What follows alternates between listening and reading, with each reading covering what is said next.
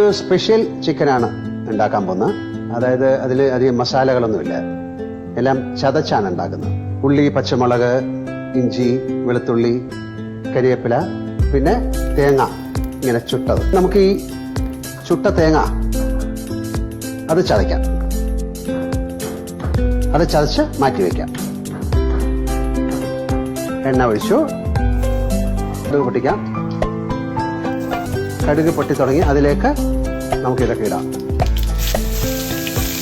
ഇതെല്ലാം ഇട്ട് ഒന്ന് വഴറ്റാം. ഇതിലേക്ക് നമ്മൾ ചിക്കൻ ഇടും.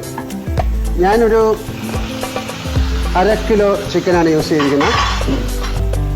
മഞ്ഞൾ, കുറച്ച് കുരുമുളക് പൊടി, കുറച്ച് ഗരം മസാല, ചില്ലി ഫ്ലേക്സ്, നന്നായിട്ട് വഴറ്റാം.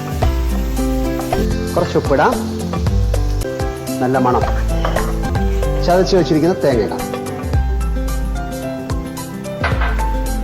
ഇതിൽ വെള്ളം ഒഴിക്കാനേ പാടില്ല.